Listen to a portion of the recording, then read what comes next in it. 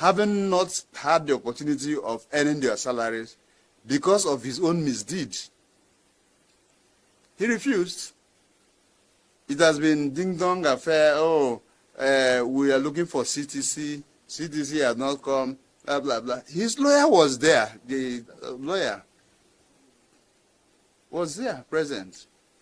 And I was there, almost sitting behind him. He was busy typing. Now the CTC is out. He has read the CTC, Certified True Corporate, that's what it is. And what is their decision after the CTC has been received? The decision is to invite the assembly to a meeting in Government House. There a letter signed by the SSG, not the governor. The SSG signed a letter to the assembly, not the governor. It is the number one aberration. Number two, you are aware that the assembly sits this morning by 10, and that certain invitations have been extended to certain individuals. Precisely, the assembly had invited the chairman of RISIEC and his colleague and his members, commissioners, to appear before them today, having failed to appear before them on Friday. And assembly said, well, the chairman is somebody who served this state meritoriously and who cannot go all out, we treat him as first offender. And they gave another 48 hours, which of course expires today at 10 o'clock. I should appear or face bench warrant. You're aware that the assembly is sitting. You're also aware that the time lag between the time assembly had also given you as governor to come and make your presentation of the budget to the assembly had also lapsed. And then you are inviting them. Are you inviting them for a handshake? Is it a meeting of convivialities right now? The answer is no. It is a meeting, it's a business meeting. What is the business now? Is that assembly is doing their own business by inviting certain personnel of government, in quotes, who they are grouses to pick with. And you ask them to leave their sitting to come to Government House and look at the puny reasons. One, it's so annoying that they will come so that they will sit down together and agree on where assembly will be sitting. Isn't that an absurd? Haven't the assembly been sitting all this while? Two, that they should come so that they... Nuisance Lele. Right. The final part. The part that he said is the APC, Ebekebe's position, by giving Fubara 48 hours to resign or be impeached.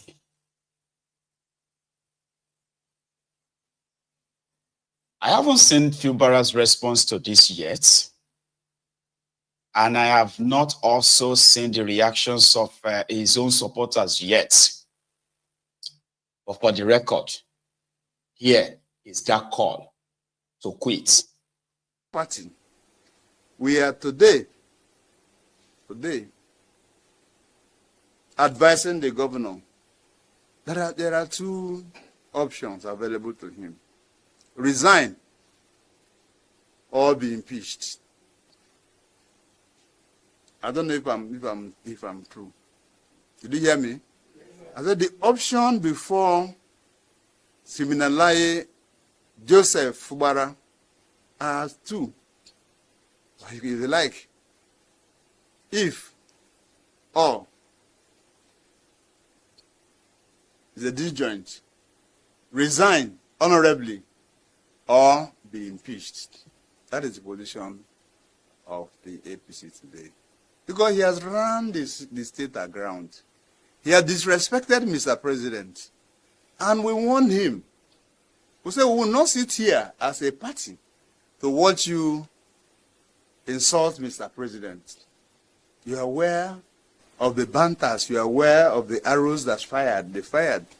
All manner of comments were made. Who is president? How will he do that? How will he not do this? And all that. And the experienced father said, okay, since you do not think that my counsel will hold, oh yeah, he said he's legalist. Now the bus stop, we have reached the bus stop. So please, party. So Fubara has reached the bus stop. He insulted Mr. President, which Tifnubu himself kind of repeated that too when he met with the Niger Delta leaders or something called the PANDEF. What is PANDEF, by the way? Like, what's the full meaning of PANDEF, yourself? Because I know they are Niger Delta something, right? So I think it is PAN something Delta whatever. Anyway, he met with them in this, inside the asshole rock. And he was talking about this same River State crisis that he tried to settle it by telling everybody to maintain status quo. The House of Assembly members that they come to APC should stay in APC. Everybody should go and withdraw their court cases. But Fubara didn't listen to him. And that is why, right? This is happening now. Listen to Kolu earlier today. Yes, Niger Delta. It's the goose that lays the golden egg. So, it's the goose. And the ice gives the golden egg permanently. Are you being ruined? I got your signal. And I got your concern. Particularly concerning River State.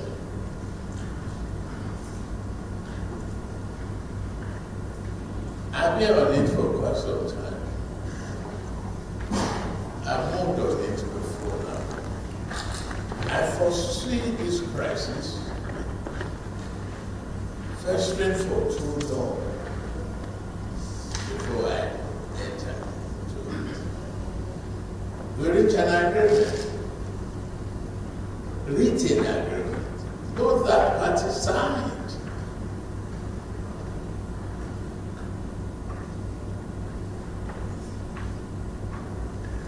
Some leaders thought the governor of River State was wrong to have signed and implement. Where do we find ourselves today?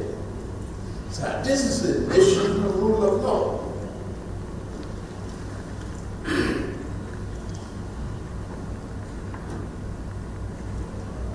I should not be here as the President of the Federal Republic of Nigeria if there is no rule of law.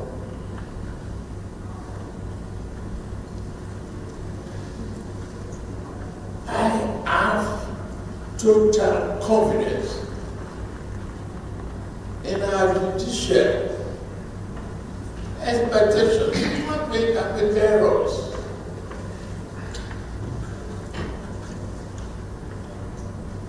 But God says Supreme Court is spoken, that's it. Please go back home and help him implement those recommendations within the shortest possible time.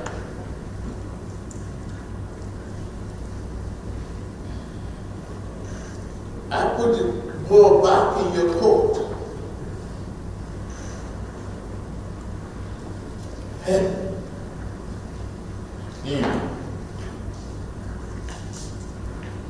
was privately, openly, and out. Intervened, counseled the governor. Only yesterday I told him again. pursue the path of peace.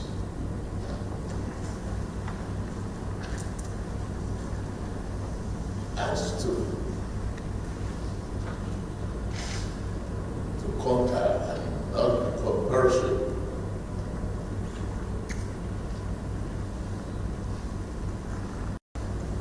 Yes, Niger Delta.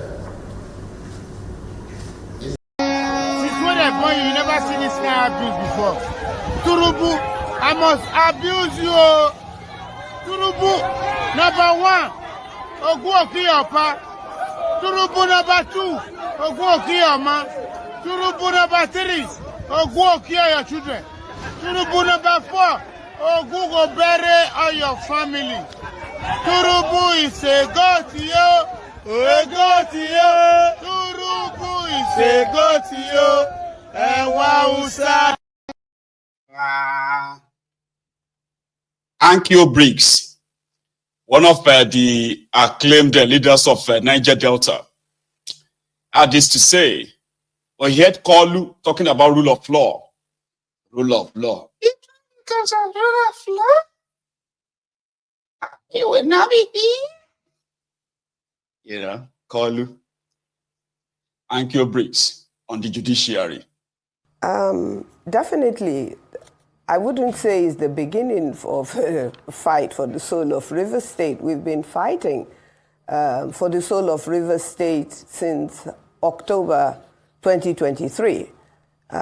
We are not aware, because we've not heard from either Governor Similaye Fubara and the Federal Capital Territory Minister as to exactly what the issues were about or is about that led to the threat of impeachment and attack on the governor in 2023, October 2023, barely 5 months into the government of Similaye Fubara. We have seen a lot. Rivers people have endured a lot since that day in October till today. We know very well, going by the judgments and counter-judgments and court cases and delivering of judgment that seems completely off the wall. When, for instance, this last judgment that led to where the governor is inviting the I call them lawmakers, because if you go by the law of other people's cases of exactly similar instances, then the lawmakers, as they defected to APC, they now claim that they didn't. But I am aware that even your station have clips, because you reported, your station reported on the day that they swore, they stood on their floor and read a letter to themselves, which was calling on them to defect to APC. And then we also saw on television where they were received by dignitaries and members, high-ranking members of the APC in River State, Port Harcourt, live. It was a live program where they were welcomed into the APC by the people that came in from Abuja to welcome them. The federal government president, the government of the Federal Republic of Nigeria, had also referred to them in the past, in the meeting that was the first meeting he had with them on these issues, as his children. So he can only refer to people as his children in political matters when they are actually from his party in the point of where these people have defected. They are no longer, according to the law, lawmakers of the people of River State that they have abandoned. Now, if they don't agree to that, we should wait for a judgment on the court to come back to the cases about whether they had actually defected or that they had not defected. But it would be very surprising because they have sworn an affidavit as well, which is on record, that they have defected to the APC party. Now, if the judgment that was given on Friday, last Friday, 2 Fridays ago, had said that the governor of Rivers State should do this and should do that, and the governor is saying that he will do those things, and the first thing he would do is wait to see what the judgment says, which he did, and based on that, he had decided to invite them. And they are refusing to attend this meeting with the governor. I've heard so many things, and I've watched so many of them make reference to how disrespectful it is for the governor to invite them. The governor is the #1 citizen, if we want to be petty about it, of Rivers State. And so I don't see how that is disrespectful when this very group of Rivers' sons and daughters have done nothing since last year but disrespect, insult, and abuse a sitting governor, something that the past governor of Rivers State would never have tolerated as a governor of Rivers State. And we also must be reminded that the past governor of Rivers State is known to have presented a budget to 6 members of the assembly when he was governor. So it baffles the people of Rivers State why some Rivers sons and daughters are determined to hurt Rivers people. And the judiciary now has become part of the problem of Rivers State by the judgment they give. And the federal government seem to be taking sides in the case of Rivers State, to the extent that when Rivers people and maybe Niger Delta people as a whole get to raise the issues of their concerns in anything to do with Niger Delta, they are seen as troublemakers. They are seen as threat makers. That is most unfair because the politics of Niger Delta is very different from any other regional politics or zonal politics in Rivers State, in the South. And then the politics of Rivers State is a very complex politics. It is a politics of upland and riverine dichotomy. We cannot and we will not run away from these issues as a people. But in all of this, nobody outside of Rivers State has actually taken their time to ask the market women, the students, the civil servants that will suffer, and the whole of Rivers people that will suffer from this judgment that the judge has given, which has nothing to do. We're baffled how they brought the defected lawmakers into the issue that did not concern them whatsoever. It was about the local government election. It had nothing to do with the people who had defected. There is a case pending in Rivers State which has not concluded. So we can't discuss them if their case is still pending and they have no claims. The claims they are making are null and void until that case. I know. It is a lawless place. So my viewers, right, let me give you a bit of an explanation of what she's saying, all right? Just a bit of backstory.